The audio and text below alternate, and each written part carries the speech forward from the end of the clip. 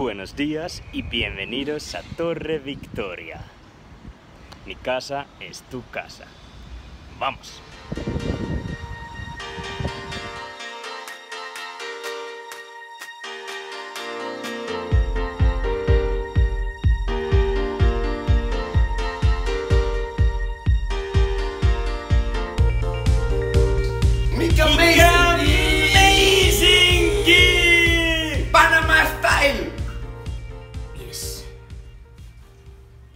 Noniin, sinulle tosiaan tervetuloa Torre Victoriaan, meidän uuteen kämppään Panama Cityssä. Ja tässä vielä tervetuloa mun huoneeseen Torre Victoriassa. Eli eka kuukausi vaihtoa takana, 4 edessä. Mä ajattelin, että mä kerron tässä jaksossa siitä, miten homma on lähtenyt käyntiin, pienistä asioista, perusjutuista, kulttuurieroista. Mutta tässä kuukauden aikana on huomannut, että ei näitä seikkailuja voi oikein skriptaa. Silloin kun asiat tapahtuu, niin silloin niitä tapahtuu. Aloitetaan vaikka ensimmäisestä päivistä. Ensimmäinen yö uudessa kämpässä on nukuttu vähän jännästi ilman sähköä. Koska sähköt saadaan vasta tänään maanantaina. Käytiin sitten tekemässä sähkösoppari ja siellä todettiin rennosti, että menee joku 3-4 päivää ennen kuin oma lähtee käyntiin.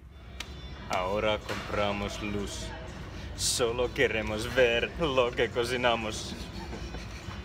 Por favor, un poco de la luz. Ne ensimmäiset päivät täällä uudessa kämpässä on just sellaisia niin kuin pitää olla. Meillä on ihan mieletön kämppä, mutta täällä ei ole valoa. Eilen ei ollut myöskään sänkyä, tänään on sentään sänky, eli eteenpäin on menty. Ruoan suhteen ruvetaan seuraavaksi tekemään pastaa taskulampun valos, mutta ei tätäkään tarvii ressaa, koska meillä on ihan mieletön uusi paistinpannu, eli Kung Fu Master! Vamos!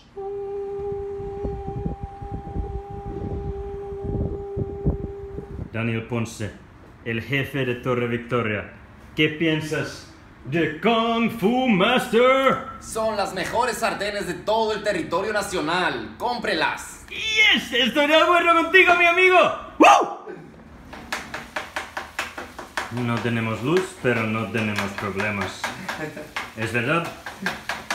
Completamente verdad. Los Kung Fu Masters ¡Kung Fu Master! cocinan en la noche.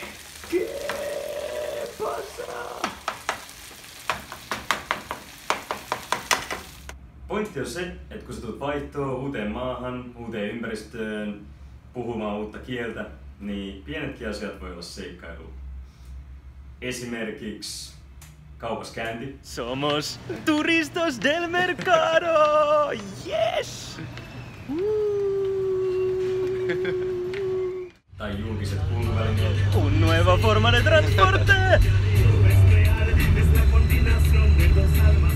Tai Panamas Uber. Buenos días, eso es Teofilo, nuestro primero Uber. ¿Qué es Uber? Uber Drive. Uber Drive. ¿Qué sopa, ¿Qué es lo friend? que es? ¿Qué lo- Estamos everything cool en Panamá. Welcome. Uuden kämpän ja lähiseudun tutkiminen. Ella es Anne-Mari, la tercero compañera de Torre Victoria. Torre Victoria. Sí. Somos ambos de Finlandia, pero hablamos solo español durante 5 meses. Solamente. Yes. El mercado más cerca de Torre Victoria se llama Super Wang y puede comprar Squirt a Super Wang. Es perfecto. La gente de Torre Victoria somos juntos finalmente. Yes. Yes. ¡Woo! Es la azotea de Torre Victoria. Quizás el mejor lugar en todo el mundo. Quizás. Tai sit ihan vaan ruoanlaitto ja uudet ruokaläheet. No tienes hambre en Torre Victoria. No pasas hambre. Oh man. Claro, no pasas hambre en Torre Perdón por Victoria. estropearte el vídeo, pero Ois mejor. Asioita mitä oppii kun käy kauppatorilla.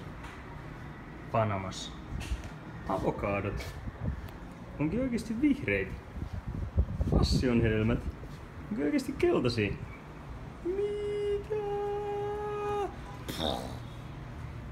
Eikä missään nimessä unohtaa sitä hetkeä, kun sun kämppään tulee viimein sähkö. 3 päivää ilman valoa. Ja nyt se tapahtuu. Check it out! Mitä? Oi että. Omalla tavallaan surullista, koska nyt me ei tehdä enää safkaa taskulampun valossa. Ja nyt mä en käy enää shaissella taskulampun valossa. Sad. Mut cool. Ja sit mun pitäisi koittaa selittää, että miten yliopistossa lähti homma käyntiin. Mut se on helpommin sanottu kuin tehty. Mut hear me out. Eli eka päivä skoleen, tosi jees, tutustuttiin bosseen, tutustuttiin kampukseen. Okei, Dani. Primer día de la escuela. ¿Qué piensas? Es un vídeo. Contento de conocer a mis nuevos compañeros. Yes. Bien. Esto es nutritivo. Altamente nutritivo. Sergi, ¿te gusta? Yo trencado a piñón. Muy raro. Muy raro.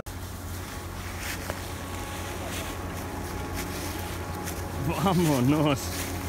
Yes, yes, yes. Sí, vale.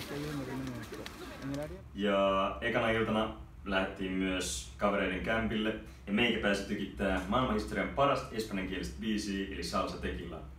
Ajaton klassikko. Salsa, tequila, corazón, cerveza muy bueno. Salsa, tequila, corazón, cerveza muy bueno. Salsa, tequila, corazón, cerveza muy bueno. Salsa, tequila, corazón, muy bueno. Koululla tosiaan todettiin, että tulkaa seuraavana päivänä mestoille, kaikki 9 aikaa aamulla yliopistolle, koska rekisteröidytään kursseille. Juttu oli siinä, että meidän rakas uusi tekninen yliopistomme päätti ensimmäistä kertaa historiassaan kokeilla sähköistä kursseille rekisteröitymistä. Okei. Toinen päivä yliopistolla ja mulla ei ole tässä mitään kärryä, mitä tapahtuu. Mun pitäisi rekisteröityä kursseille, mutta ongelma on se, että kaikki nettisivut on espanjaksi ja henkilökunta puhuu vaan espanjaa. Mutta eipä se haittaa, kyllä asiat aina järjestyy. Varsinkin, kun kampus on ihan mieletön. Me ollaan täällä kansallispuiston laidalla. Este es la página de la universidad. Hay un gran problema con mi nombre y no comprendo nada. Pero no pasa nada porque hay muchos nuevos compañeros mexicanos que me ayudan. Y también un alemano. Yes! Voitte kuvitella, kun systeemi on ajastettu silleen, että koko yliopisto pystyy rekisteröitymään samalla hetkellä. Ja vaikka UTP ei ole mikään maailman suurin mesta, niin kuitenkin Panaman suurin tekninen yliopisto, 20 000 opiskelijaa. Kaikki haluaa rekisteröityä kursseille samaan aikaan. Pum. Kaatu. Mikään ei toimi.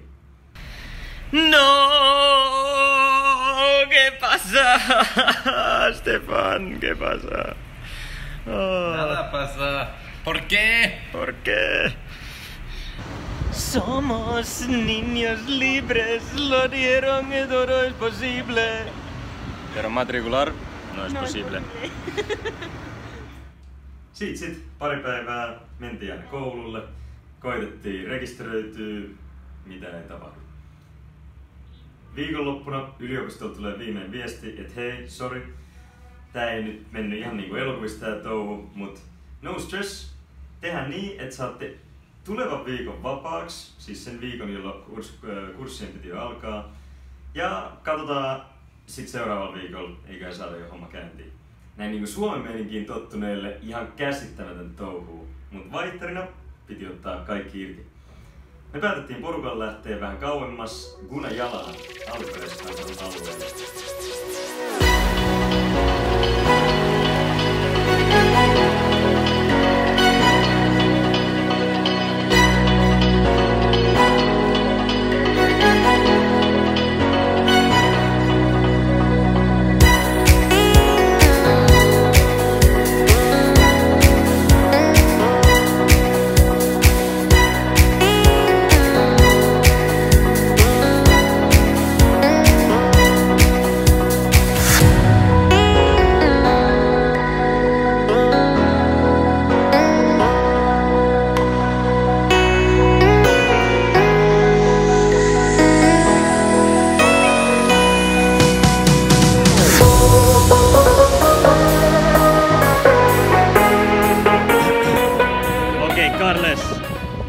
mejor pescador quizás de Cataluña.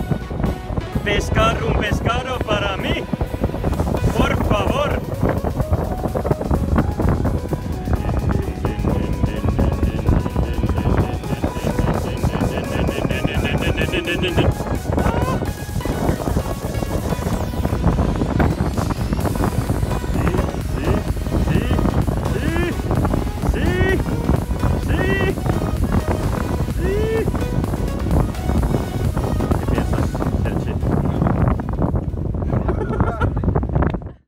Kuvitelkokaa, että koulukausi olisi loppunut siihen. Me tultiin päkkiin, niin rekisteröityminen onnistui oikein hyvin. Yo soy matriculado. Ah, sí, aquí. Pero me gusta. Sí. Si ves al frente hay como unas mallas que iban a construir otro edificio, iban a construir... Mut seuraavalla viikolla olikin sit pääsiäisloma, joka on panamalaisille iso juttu ja vähensi taas koulupäiviä aika tehokkaasti.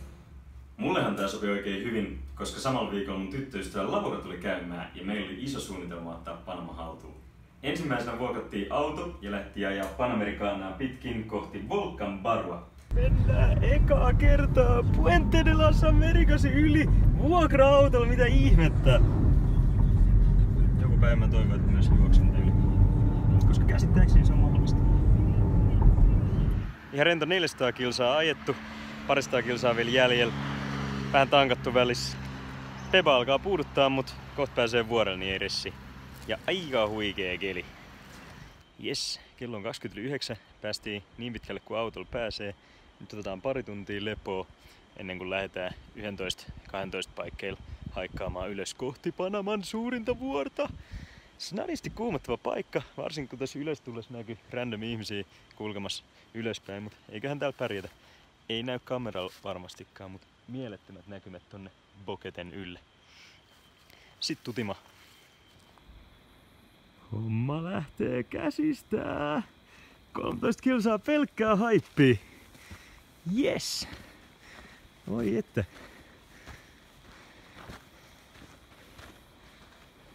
Hyvin levänneenä. On hyvä lähteä kiipeen.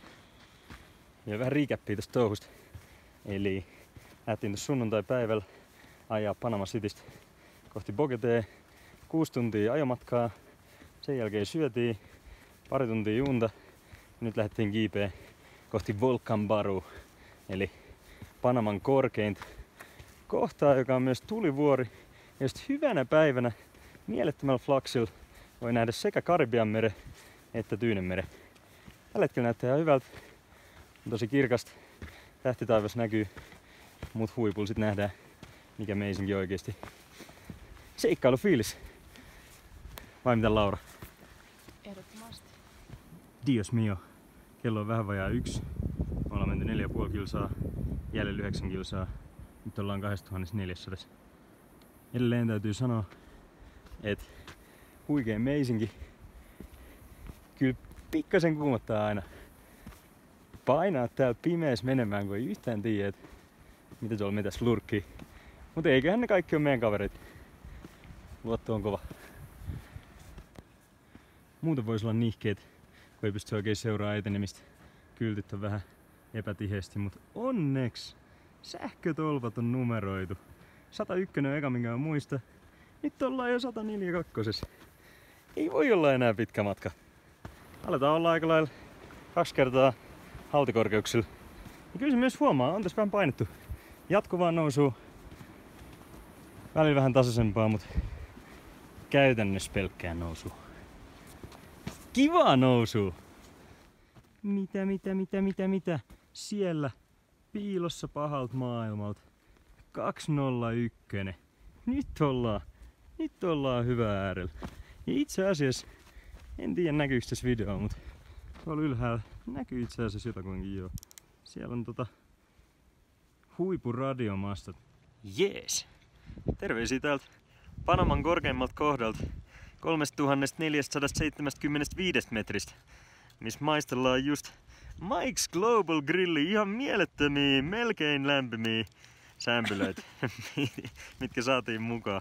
Ai että, sieltä se aurinko pikkuhiljaa taistelee taivaan rannasta. Elämä voittaa.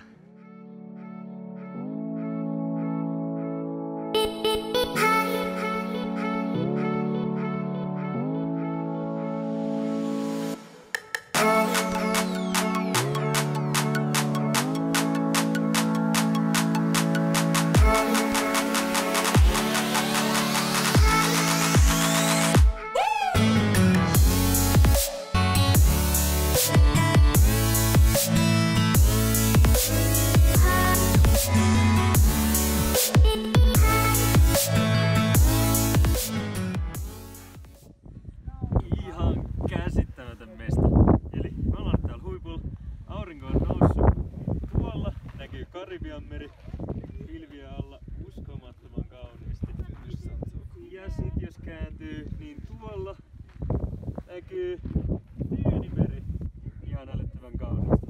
Ja tässä kohtaa sitten vasta tajuu, kuinka kapea maa tää oikeesti on. Ja mitä ihmettä! Siis tää on oikeesti ihan käsittämätön paikka. Pystyy näkee 2 merta vuoren huipulta korkeimmasta kohtaa. Ihan käsittämätöntä. Ja tää on vielä niinku aika kova flaksi, että tää on mahdollista. Et yleensä tää on pilven peitossa. Sitten on aika sanoa hyvästi mielettömälle huipulle.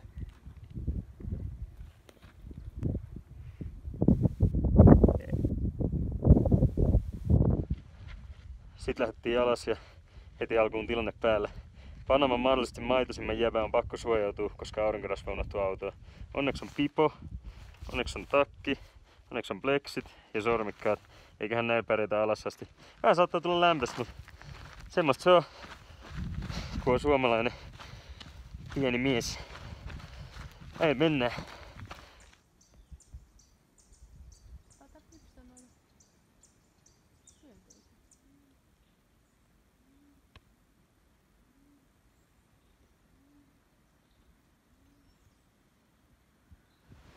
Nyt kun aletaan olla jo voiton puolella tätä touhua, niin voi todeta, että ihan mieletön kombo.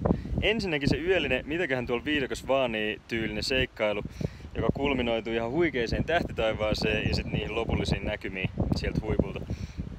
Ja sen jälkeen takaisin tulo, vihdoinkin nähdään, että missä ollaan oikein kuljettu ja pitää koko ajan pitää silmät auki, kun löytyy ihan huikeita eläimiä, niin kuin esimerkiksi äsken nähtiin kolibri, eka kertaa meikän elämässä, ihan huikea pikku kaveri. Ja sitten välillä vaan avautuu tällaisia laaksomaisemi. Aika jees. Kyllä mä suosittelen kaikille. Nyt seuraa vielä kaikista hauskin osuus, eli seuraavaksi painetaan takas himaa 6 tuntia ajoa. Ja se ihan hirveästi on nukuttu viime aikoina, niin pitää ottaa ehkä pienet siestat sitä ennen. Ja sit huomenna onkin ensimmäinen koulupäivä. Nice! Amigos, hoy es finalmente el primer día de la universidad. He dormido 5 horas, estoy listo y tengo todo el energía del mundo. ¡Vamos! Esperamos que voy a comprender cosas. Eli tiistai-aamu, ekat tunnit takana. Kurssin nimi on Aqueductos Rurales y Urbanos, eli käytännössä vesijohtojärjestelmät kaupungeissa ja maaseudulla. Mitäköhän mä sanoisin? Siis tosi luokkamainen meisinki, opettaja vaan puhuu. Käytännössä mitä tapahtui oli se, että se selitti sen koko kurssin niin kuin alkutiedot, jonka jälkeen se alkoi käymään läpi vesihuollon historiaa Panamassa ja maailmalla. Ja mä sanoisin, että mä ymmärsin ehkä 50%. Positiivista se, että mulla on vähän tietämistä näistä asioista ja etukäteen, niin tässä ehkä pärjätään. Mutta aikamoista keissiä tuli. Esimerkiksi se, että huomenna meillä on joku quiz. Mulla ei ole mitään kärryä mistä. Se selvii huomenna aamulla. Ja sen lisäksi pitää tehdä joku paneeliprojekti ryhmän kanssa aiheesta, mikä päätetään myös huomenna. Tässä on aika paljon kaikkea ja kaikki tapahtuu tosiaan espanjaksi. Ärsyttävintä ehkä tällä hetkellä oli se, että se proffa vaikutti tosi rennolta, se heitti ihan huikeasti läppää, mutta mä oon ymmärtänyt sitä läppää. Sitten se on vähän nihkeä, että kaikki muut repee siellä luokas ja ite on vaan silleen Mut tästä lähtee iltapäivällä seuraavat tunnit. Y ahora voy a celebrar el fin de mis primeros clases en el mejor mercado en todo el mundo, creo, Super Wang! Super Wang, Super Wang, Super Wang, Super Wang, Super Wang!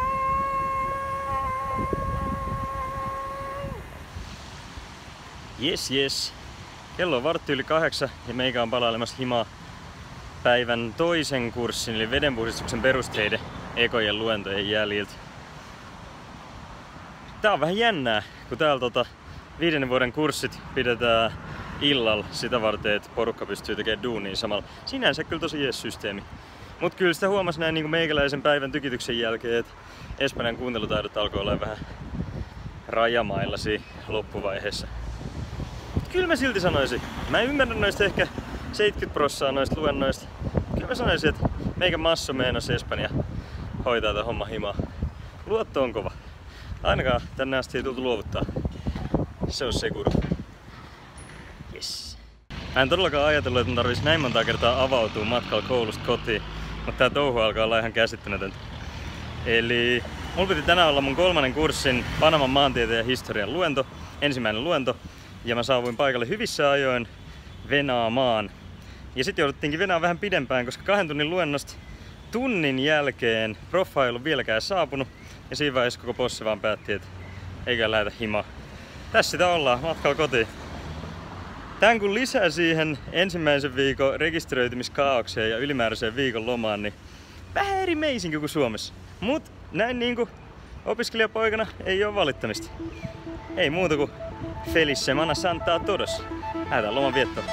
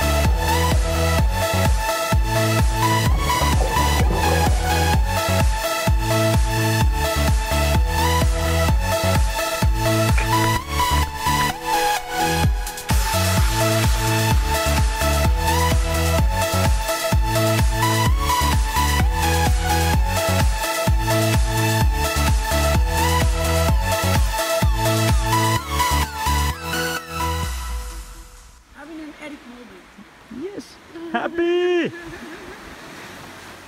Oh.